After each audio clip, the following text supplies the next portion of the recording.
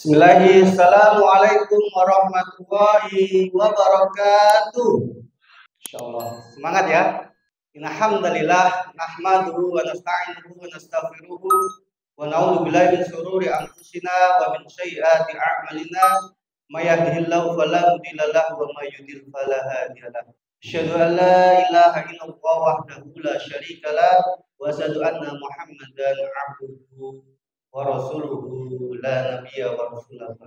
Bapak-bapak, Ibu yang dirahmati Allah Subhanahu wa taala, pertama-tama malah kita panjatkan bersyukur kehadirat Allah Subhanahu wa taala yang mana pada kesempatan yang berbahagia ini kita masih diberikan kesehatan, masih diberikan kesempatan sehingga kita bisa menghadiri kajian talkshow pada malam hari ini dalam rangka menyambut bulan suci Ramadan. Tentu ini suatu kenikmatan yang luar biasa yang harus kita syukuri bersama-sama. Monggo saya pimpin untuk membaca hamdalah bersama-sama. Alhamdulillahirabbil alamin. Kemudian sholawat dan salam mari kita surah limpahkan kepada junjungan kita, uswah kita, teladan kita, Nabi besar Nabi Muhammad sallallahu alaihi wasallam. Beliau sebaik-baik manusia yang mana tidak ada jalan selamat kecuali mengikuti jalannya beliau. Semoga kita senantiasa diberikan kesempatan, diberikan kekuatan untuk senantiasa mengikuti sunnah-sunnah beliau, dan di yaumul kiamah kita mendapatkan syafaat dari beliau, dan bersama beliau kita dikumpulkan di Jannatul Firdaus. Amin Allahumma. Baik, ini saya panggilnya biar akrab itu teman-teman saja ya. Saya agak takut kalau panggilnya bapak-bapak ya. Nah, insya Allah pada hari ini kita akan ada sebuah talkshow sudah hadir di tengah-tengah kita, Ustadz kita, Kiai Usman Zahid Asidani. Pada beliau kita sambut dulu dengan pekikan takbir, takbir. Monggo Ustadz. Assalamualaikum Ustaz. Waalaikumsalam. Gimana kabarnya? Alhamdulillah. Semangat ya Ustaz ya? Semangat. Ya, meskipun hujan rintik-rintik tapi tidak menyurutkan semangat kita, insya Allah ya Ustaz.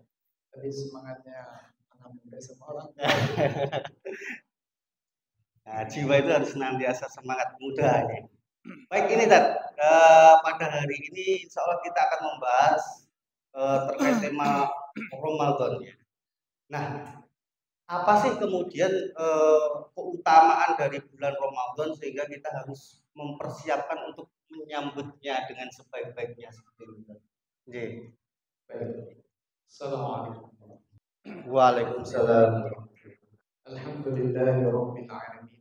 Wa bihi nasta'inu ala umuri wassalatu wassalamu ala asyrafil anbiya'i sayyidina wa maulana wa ala alihi wa ashabihi wa tabi'ina lahum bi ihsan ila yaumiddin. Amma ba'du. Alhamdulillah, syukur kepada Allah Subhanahu wa taala. Malam hari ini kita diberikan kesempatan, diberikan kesehatan, diberikan kekuatan, diberikan taufik dan pertolongan oleh Allah Subhanahu wa taala sehingga malam hari ini kita kembali bisa berkumpul mungkin yang biasa berkumpul bersama dengan Mas Agus, dan saya alhamdulillah juga bisa kembali berkumpul bersama beliau setelah mungkin sekitar 4 tahunan mungkin ya. 4 tahun. Tidak. Ya dulu di ini tadi di Masjid Al Kausar ini, kajian fikih. Ya mungkin sekitar 4 atau 5 tahunan yang lalu. Alhamdulillah malam hari ini saya bisa oleh ketularan semangat mudanya. Meskipun kalau usia tentu tidak bisa ditularkan, tapi semangat muda insya Allah bisa ditularkan. Alhamdulillah teman-teman, Bapak Ibu dan saudara-saudara sekalian yang berhormat Allah, berkaitan dengan bulan Ramadan, tentu sudah tidak asing bagi kita bahwa bulan Ramadan ini oleh kaum muslimin, oleh umat Islam diposisikan seperti bulan atau seperti pengantin, istilahnya begitu. Artinya sangat dirindu-rindukan. Siapa yang dulu merindukan pengantin atau pernah merindukan pengantin? Merindukan banget kan. Kedua kalinya merindukan. Begitu pula ya teman-teman semuanya, Bapak Ibu, ya, saya pikir dulu semuanya kayaknya bagi yang sudah menikah pernah merindukan datangnya sang pengantin. Nah, bulan Ramadan ini ibaratnya bagi kaum muslimin seperti seorang pengantin yang ditunggu-tunggu kehadirannya. Nah, pertanyaannya, mengapa kan begitu? Maka tentu saja jawabannya bukan karena Ramadan itu adalah satu bulan yang dimana bisnis ini rame ya, kuliner rame, kemudian fashion rame, atau kemudian yang lain. Tentu bukan itu. Selaku umat Islam, kalau dia sebagai umat Islam atau sebagai seorang muslim. Tapi kalau sebagai seorang pebisnis misalnya, atau pekerja atau mungkin pengusaha, maka momentum Ramadan itu juga ya sebagai sebuah bulan yang ditunggu-tunggu juga. Maka kalau sudah ada iklan titik-titik tandanya Ramadan tiba, kan begitu ya. Nah, usah sebut merek ya.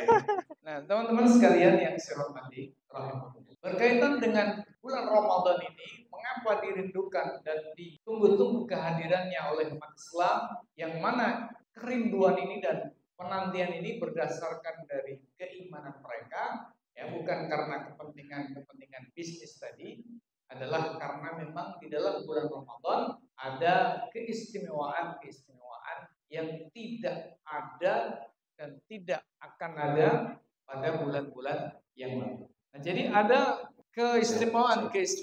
Nanti gantian dah Mas. Yang pertama adalah di dalam bulan Ramadan ini Allah Subhanahu wa taala menetapkan adanya rukun Islam, salah satu dari rukun Islam, yaitu rukun Islam yang keberapa? 5. Keempat ya. Yang merupakan rukun Islam yang besar dari 5 rukun Islam, sebagaimana yang kita ketahui. Sebagaimana diriwayatkan di dalam hadis Jibril alaihissalam, di mana malaikat Jibril alaihissalam datang kepada Nabi Shallallahu Alaihi Wasallam dengan wujud seorang laki-laki yang sangat putih pakaiannya dan sangat hitam rambutnya, syadidu sawadis sya'ar, syadidu bayadis thiyab. Kemudian si malaikat ini menghadap Rasulullah sallallahu alaihi wasallam, fa asnada rukbatayhi ila rukbatayhi wa wada'a kaffayhi ala fakhidayhi.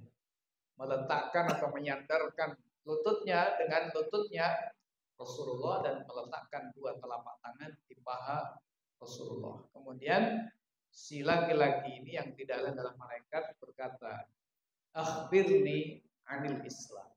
Beritahukanlah kepadaku tentang Islam.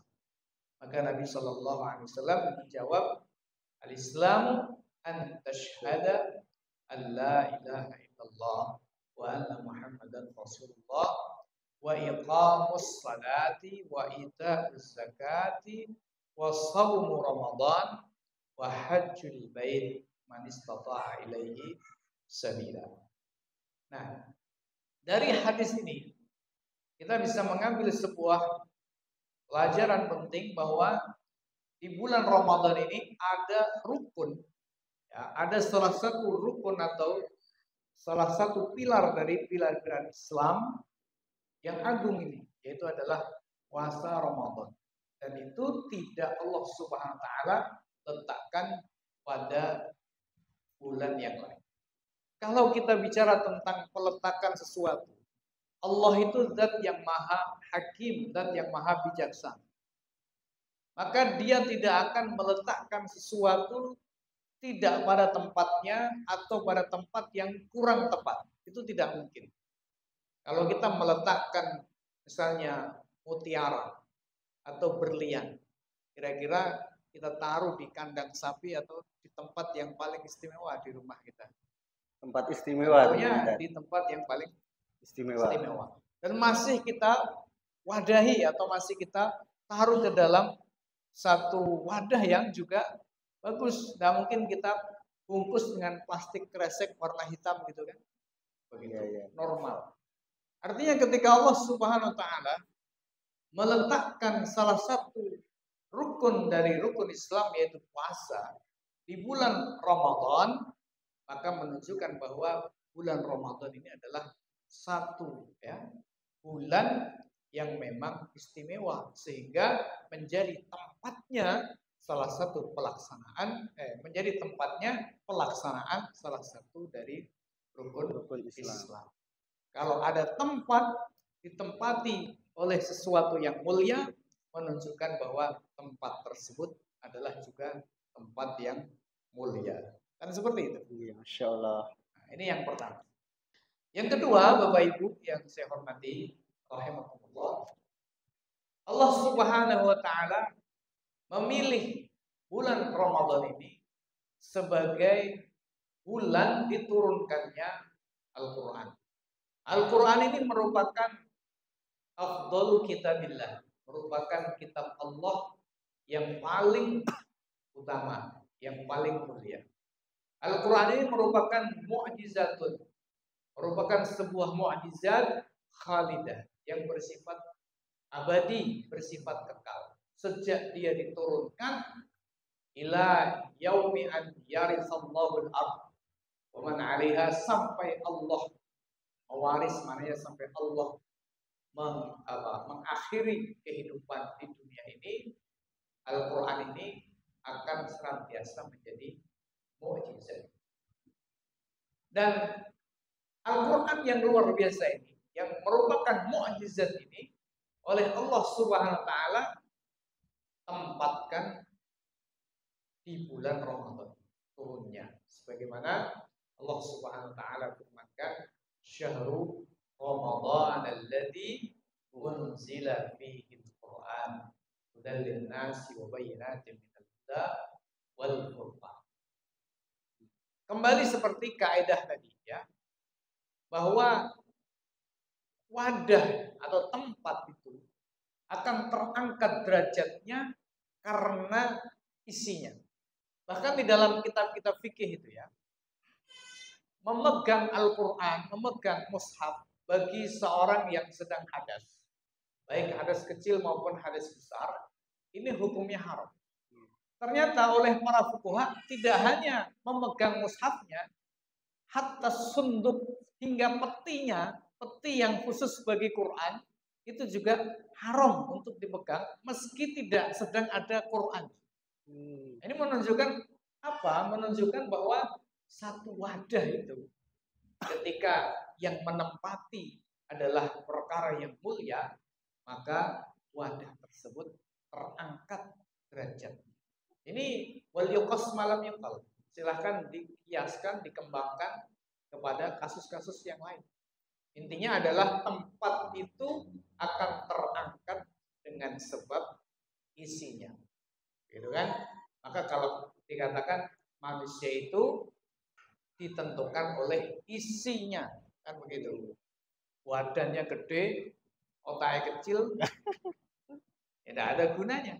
Itu kerbau, ya kan begitu. Maka tempat ini akan terangkat derajatnya oleh isinya.